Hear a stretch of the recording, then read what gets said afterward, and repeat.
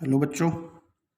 आज के वीडियो में हम लोग बात करने वाले हैं एन फैक्टर, जिसका हम लोग इक्विवेलेंट फैक्टर भी कहते हैं और वैलेंसी फैक्टर भी कहते हैं। इसकी ज़रूरत हमें पड़ती है किसी भी सब्सटेंस का इक्विवेलेंट मास निकालने के लिए, जिसमें हम लोग देखते हैं कि इक्विवेलेंट मास होता है किसी भी सब्सटेंस का molar mass divided by n factor, जिसको हम लोग वैलेंसी फैक्टर भी कहते हैं और इक्विवेलेंट फैक्टर भी कहते हैं। अब देखते हैं कि एन फैक्टर निकालते कैसे हैं, जो कि एक बहुत इंपॉर्टेंट टॉपिक है फिजिकल केमिस्ट्री का। तो सबसे पहले अगर बात करें किसी भी एलिमेंट के लिए, तो किसी भी एलिमेंट के लिए हम लोग एन फैक्टर कैसे निकालते हैं ये हम लोग लास्ट वीडियो में डिस्कस कर चुके हैं। तो उसके लिए आप लास्ट वीडियो को प्रेफर कर सकते हैं, इक्विवेलेंट मास, जिसमें इंट्रोडक्शन दिया था। अभी हम लोग देखते हैं कि किसी भी एसिड का एन फैक्टर कैसे निकालते हैं। अगर आपको कोई एसिड दिया हो और उसका एन फैक्टर आपसे पूछा हो, तो किसी भी एसिड का एन फैक्टर होगा number of H plus ions given bye acid. कोई भी एसिड कितने H प्लस आइंस दे सकता है वो उस एसिड का एन फैक्टर है। H प्लस हमेशा OH माइनस से रिएक्शन करते हैं, H2O बनाते हैं। इस रिएक्शन को हम लोग न्यूट्रलाइजेशन कहते हैं। तो जो न्यूट्रलाइजेशन रिएक्शन होती है, जिसमें 1H plus न्यूट्रलाइजेज 1OH minus gives H2O, तो ऑब्वियस सी बात है कि कोई भी एसिड जितने H प्लस देगा वो उतने ही OH माइनस को न्यूट्रलाइज करेगा। तो number of H plus ions given by the acid is equal to number of OH minus ions neutralised. कोई भी एसिड जितने H प्लस देगा उतने OH माइनस को न्यूट्रलाइज करता है। इसी को हम लोग उस एसिड की बेसिसिटी भी कहते हैं, और यही उस एसिड का एन फैक्टर होता है। तो किसी भी एसिड का एन फैक्टर है उसकी बेसिसिटी, मतलब वो कितने OH माइनस आइंस को न्यूट्रलाइज करेगा, मतलब वो कितने H प्लस देगा। फॉर एग्जाम्पल आपके पास है HCl HNO3। तो आप लोग देख रहे हैं कि एन फैक्टर की अगर हम लोग बात करें तो HCl एक H प्लस दे सकता है, इसलिए इसका एन फैक्टर 1 है। HNO3 भी एक H प्लस दे सकता है, इसलिए इसका एन फैक्टर भी 1 है। वहीं हम लोग H2SO4 की अगर बात करें तो ये 2 H प्लस दे सकता है, तो इसका एन फैक्टर 2 है। वहीं हम लोग H2C2O4 की बात करें, ऑक्जेलिक एसिड, तो ये भी 2 H प्लस दे सकता है, तो इसका एन फैक्टर भी 2 है। H2CO3 कार्बोनिक एसिड भी 2 H प्लस देगा, तो इसका एन फैक्टर भी 2 है। ऐसे एसिड्स जो एक H प्लस देते हैं उन एसिड्स को हम लोग मोनोप्रोटिक एसिड या फिर मोनोबेसिक एसिड्स भी कहते हैं। मोनोप्रोटिक मीन्स ऐसा एसिड जिसने एक H प्लस दिया है, और मोनोबेसिक मीन्स जिसकी बेसिसिटी 1 है। तो ऑब्वियसली कोई भी एसिड जितने H प्लस देगा वही उसकी बेसिसिटी होगी। ऐसे एसिड्स जो 2 H प्लस देते हैं उनको हम लोग डाइप्रोटिक या फिर डाइबेसिक एसिड कहते हैं। H3PO4, H3PO3 और H3PO2, ये 3 एसिड्स हैं। इन एसिड्स का एन फैक्टर काफ़ी इंपॉर्टेंट है और हर बार डिस्कस भी किया जाता है। हमें नज़र तो ये आ रहा है कि H3PO4, H3PO3 और H3PO2 तीनों में 3 H हैं, तो क्या इन तीनों का एन फैक्टर 3 होगा? तो नहीं। क्यों नहीं होगा? इसका रीज़न ये है कि ऐसा ज़रूरी नहीं है कि किसी भी एसिड में जितने H हाइड्रोजन एटम्स आपको दिखाई दे रहे हों वो उतने हाइड्रोजन H प्लस की फॉर्म में दे देगा। तो हम लोग कैसे चेक करेंगे कि इसमें से कितने हाइड्रोजन रिप्लेसेबल हैं H प्लस की फॉर्म में जो निकल सकते हैं? तो उसके लिए हमें इन तीनों का स्ट्रक्चर पता होना चाहिए। H3PO4 का ये स्ट्रक्चर है, H3PO3 का ये स्ट्रक्चर है, और H3PO2 का ये स्ट्रक्चर है। अब इन तीनों के स्ट्रक्चर अगर हमें पता चल चुके हैं तो हम इन तीनों का एन फैक्टर निकाल सकते हैं, H3PO4, H3PO3, H3PO2। इलेक्ट्रोनेगेटिविटी की बात होती है तो ऑक्सीजन और हाइड्रोजन के बीच की जो बॉन्ड होती है वो पोलर बॉन्ड होती है। हर जगह, यहाँ भी ऑक्सीजन हाइड्रोजन बॉन्ड पोलर होगी, यहाँ भी ऑक्सीजन हाइड्रोजन बॉन्ड पोलर होगी, यहाँ भी ऑक्सीजन हाइड्रोजन बॉन्ड पोलर होगी। एक्वस सॉल्यूशन में वही बॉन्ड ब्रेक होती है जो पोलर बॉन्ड होती है। इसका मतलब अगर H3PO4 को एक्वस सॉल्यूशन में डाला जाएगा तो ये बॉन्ड ब्रेक होगी क्योंकि ये पोलर है, ये बॉन्ड ब्रेक होगी क्योंकि ये पोलर है, और ये बॉन्ड ब्रेक होगी क्योंकि ये पोलर है। तो यू विल गेट 3H+, आपको 3H+ मिलेंगे। सिमिलरली अगर इसमें बात करें तो ये बॉन्ड ब्रेक होगी क्योंकि ये पोलर है, ये बॉन्ड ब्रेक होगी क्योंकि ये पोलर है, लेकिन ये बॉन्ड ब्रेक नहीं होगी क्योंकि हाइड्रोजन और फॉस्फोरस के बीच की बॉन्ड नॉन पोलर होती है। इसका रीज़न ये है कि फॉस्फोरस और हाइड्रोजन की इलेक्ट्रोनेगेटिविटी नियरली इक्वल होती है। फॉस्फोरस और हाइड्रोजन की इलेक्ट्रोनेगेटिविटी क्योंकि नियरली इक्वल होती है, यही रीज़न है कि फॉस्फोरस और हाइड्रोजन के बीच की बॉन्ड नॉन पोलर है और नॉन पोलर बॉन्ड ब्रेक नहीं होंगी। तो आप लोग देख रहे हैं कि इसमें ये H निकलेगा, ये H निकलेगा, तो ये आपको 2H+ देगा। सिमिलरली इस मॉलिक्यूल के अंदर सिर्फ यही H+ है जो निकल सकता है, ये दोनों H नहीं निकल सकते, तो ये एक ही H+ आपको देगा। तो आप लोगों ने स्ट्रक्चर को देखकर ये पता किया कि कौन सा एसिड कितने H+ देगा, और आपने देखा कि वही H निकलेगा H+ की फॉर्म में जो ऑक्सीजन से जुड़ा हुआ है। तो आपने देखा कि ये 3H+ दे रहा है, ये 2H+ दे रहा है, ये 1H+ दे रहा है, इसलिए इसका एन फैक्टर 3, इसका एन फैक्टर 2 और इसका एन फैक्टर होगा 1। अभी मान लीजिए आपने देखा कि H3PO4 जो है उसका एन फैक्टर है 3, लेकिन मान लीजिए आपसे एक क्वेश्चन पूछा गया। क्वेश्चन ये था कि n factor of H3PO4 in given reaction. मुझे एक रिएक्शन दे रखी है, उस रिएक्शन में पूछा है कि H3PO4 का एन फैक्टर क्या होगा।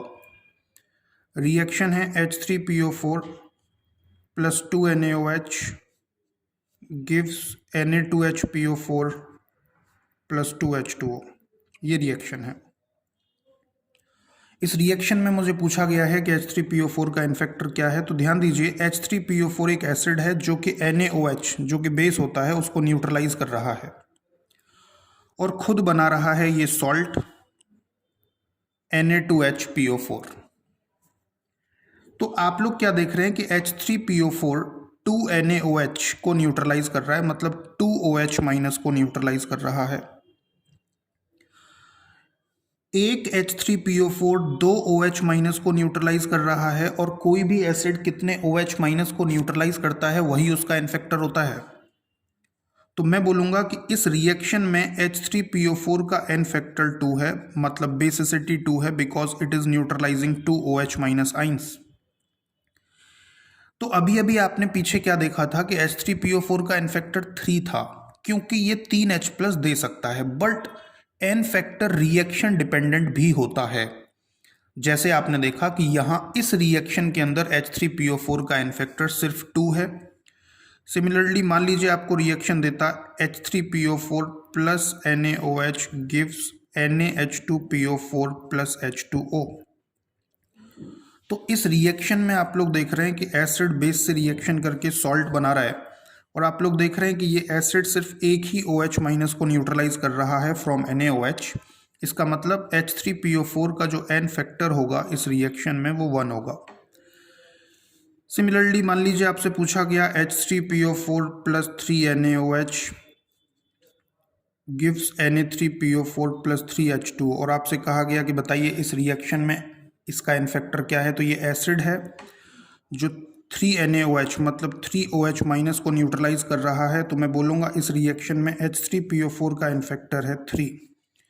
तो जैसा कि आप लोग देख पा रहे हैं, n factor of an acid is reaction dependent, reaction पर डिपेंड करता है, बट जब तक आपसे कोई रिएक्शन ना दी गई हो तब आप बोलेंगे कि H3PO4 का एन फैक्टर 3 है। बट रिएक्शन अगर दे रखी है तो रिएक्शन को देखकर आपको बताना होगा कि एन फैक्टर क्या है H3PO4 या किसी भी एसिड का। अब CO2, SO2 और SO3 ये तीनों की तीनों एसिडिक गैसेस होती हैं। इसका मतलब एसिड्स तो ये भी हैं, तो फिर इनका एन फैक्टर कैसे निकालेंगे? इनमें तो मुझे नहीं दिया गया कि कितने H+ दे सकता है ये एसिड। तो याद रखिएगा, कोई भी एसिड जिसके अंदर H+ नहीं होते, बेसिकली ये तीनों के तीनों लुईस एसिड्स होते हैं। तो ये जो लुईस एसिड्स हैं, इनका हम लोग एन फैक्टर निकालेंगे किस तरीके से कि इन एसिडिक गैसेस की रिएक्शन बेस से कराएंगे और चेक करेंगे कि ये कितने OH- को न्यूट्रलाइज कर रहा है। तो CO2 NaOH के साथ रिएक्शन करेगा तो Na2CO3 + H2O बनेगा। अगर आप बैलेंस करोगे तो यहाँ 2 आएगा। तो आप लोग क्या देख रहे हैं कि 1 CO2 is neutralising 2 OH- from 2 NaOH। इसलिए इस रिएक्शन में या फिर CO2 का एन फैक्टर 2 होगा। इस रिएक्शन में भी 2 है और वैसे भी 2 ही होगा जब CO2 एक एसिड की तरह बिहेव करेगा। सिमिलरली SO2 की रिएक्शन भी आप बेस NaOH से कराइए तो आप लोग देख रहे हैं कि बनेगा Na2SO3 + H2O। बैलेंस करने के लिए 2 आएगा। तो यहाँ भी आप लोग देख रहे हैं कि 1 SO2 इज न्यूट्रलाइजिंग 2 OH-, तो यहाँ भी SO2 का एन फैक्टर 2 होगा। सिमिलरली आपके पास SO3 है। SO3 की रिएक्शन भी आप बेस NaOH से कराइए तो आप देखेंगे कि बनेगा Na2SO4 + H2O। यहाँ भी आप लोग देख रहे हैं 1 SO3 इज न्यूट्रलाइजिंग 2 OH-, तो यहाँ SO3 का एन फैक्टर भी 2 होगा। तो सब लोग याद रखिएगा कि जब भी आपके पास कोई एसिड हो और उसके अंदर लुईस एसिड हो, क्योंकि लुईस एसिड के अंदर H+ तो नहीं होते, तो अगर उसका एन फैक्टर आपको देखना हो तो आप ये देखिए कि वो कितने OH- को न्यूट्रलाइज कर सकता है। This is how you can determine the n factor of an acid. अब बात करते हैं थर्ड, कि आप किसी भी बेस का एन फैक्टर कैसे निकालोगे। तो किसी भी बेस का एन फैक्टर निकालने के लिए आप ये देखिए कि वो बेस कितने OH- आइंस दे सकता है। Number of OH- ions given by the base. कोई भी बेस कितने OH- आइंस दे सकता है वो उस बेस का एन फैक्टर होगा, और कोई भी बेस जितने OH- देगा वो उतने ही H+ को न्यूट्रलाइज करेगा और H2O बनाएगा। 1 OH- न्यूट्रलाइजेज 1 H+। तो मैं बोलूंगा number of OH- given by the base is number of H+ ions neutralised. क्योंकि बेस H+ को न्यूट्रलाइज कर रहा है, इसलिए बेस के एन फैक्टर को हम उस बेस की एसिडिटी भी कहते हैं। तो जैसा कि आपने देखा था कि एसिड का एन फैक्टर बेसिसिटी कहलाता था, बेस का एन फैक्टर एसिडिटी कहलाता है, क्योंकि ये एसिड को न्यूट्रलाइज कर रहा है। फॉर एग्जाम्पल आपके पास NaOH है, तो NaOH में आप लोग देख रहे हैं कि ये एक ही OH- दे सकता है, इसलिए इसका एन फैक्टर 1 है। MgOH ट्वाइस एन फैक्टर 2 है, 2 OH- दे सकता है। CaOH ट्वाइस का एन फैक्टर 3 है, सॉरी 2 है। AlOH होल थ्राइस का एन फैक्टर 3 है। ऐसा कोई भी बेस जिसका एन फैक्टर 1, जिसकी एसिडिटी 1 होती है, उसको हम लोग मोनो एसिडिक बेस कहते हैं। जिसकी बेसिसिटी एसिडिटी 2 होती है, ऐसे बेस को हम लोग डाई एसिडिक बेस कहते हैं। ऐसा बेस जिसकी एसिडिटी 2 है उसको हम लोग क्या कह रहे थे, डाई एसिडिक बेस, और इसको हम लोग बोलेंगे ट्राई एसिडिक बेस। बिल्कुल उसी तरीके से अगर आपसे पूछा जाए कि BOH थ्राइस का एन फैक्टर क्या होगा, तो कुछ लोग सोचेंगे कि BOH थ्राइस भी 3 OH- दे सकता है, तो इसका एन फैक्टर भी 3 होना चाहिए, बट ये गलत है। बिकॉज BOH थ्राइस कोई बेस नहीं है, ये बेसिकली एसिड है और इसका नाम होता है ऑर्थोबोरिक एसिड। Orthoboric acid. आप लोग कहेंगे कि हमें ऐसा क्या कंसेप्ट है जो इसको एसिड और इसको बेस बना दे रहा है, तो वो इलेक्ट्रोनेगेटिविटी का डिफरेंस है। बिकॉज ऑफ इलेक्ट्रोनेगेटिविटी डिफरेंस ये एसिड है, ये बेस है। तो ये कंसेप्ट आगे पढ़ाए जाएंगे आपको, बट अभी हम एन फैक्टर पर फोकस करते हैं। BOH थ्राइस को हम लोग H3BO3 भी लिख सकते हैं। तो BOH थ्राइस एक एसिड है और ये एक लुईस एसिड है। ये H प्लस नहीं दे सकता, मतलब ये आर्हीनियस एसिड नहीं है, ये एक लुईस एसिड है। और इसका रीज़न है कि बोरोन के पास वेकेंट ऑर्बिटल होता है। बोरोन के पास वेकेंट ऑर्बिटल होने की वजह से ये एक लुईस एसिड है। तो किसी भी लुईस एसिड का इन्फेक्टर निकालने के लिए आप इसकी रिएक्शन NaOH से कराइए। तो बेसिकली BOH थ्राइस क्या करेगा, NaOH से OH माइनस लेगा और BOH4 माइनस और Na प्लस ये सॉल्ट बना लेगा।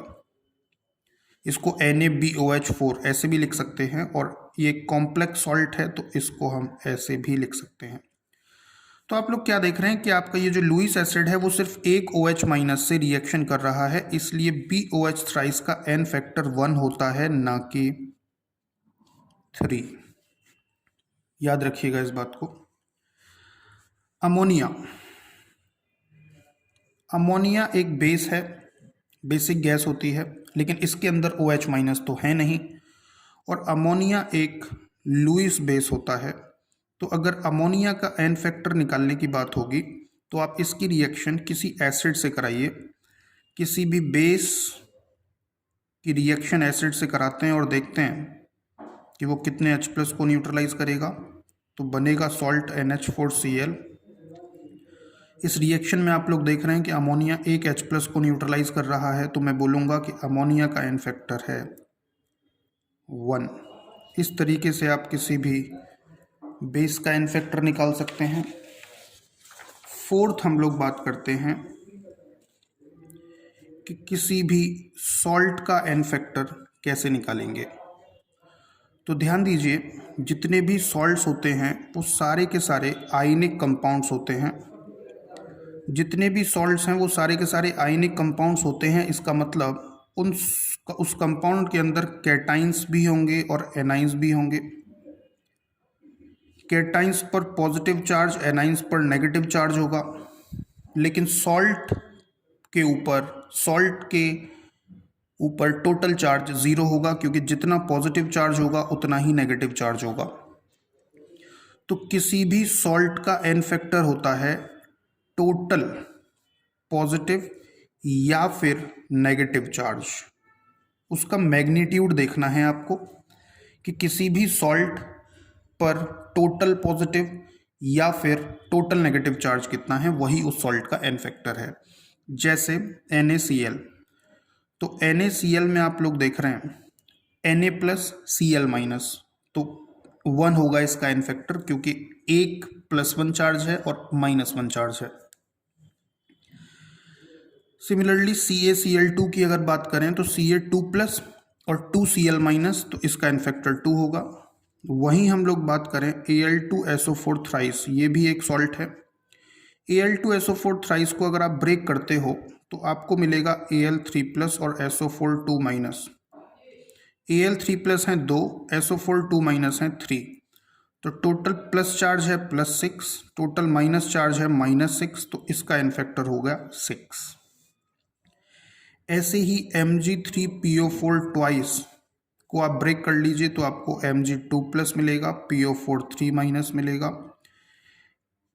3 मिलेंगे आपको Mg2 प्लस, 2 मिलेंगे PO4 2 माइनस। तो पॉजिटिव चार्ज +6, नेगेटिव चार्ज -6, तो आप लोग देख रहे हैं इसका एन फैक्टर भी होगा 6।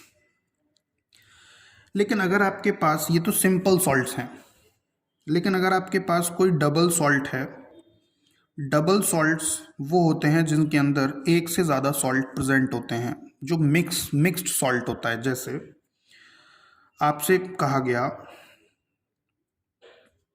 K2SO4 Al2SO4 थ्राइस .24H2O, इसको पोटाश एलम कहते हैं। ये एक डबल सॉल्ट है और इस पोटाश एलम का पूछा गया एन फैक्टर। तो ऑब्वियसली इसमें भी आप टोटल पॉजिटिव और टोटल नेगेटिव चार्ज देख लीजिए।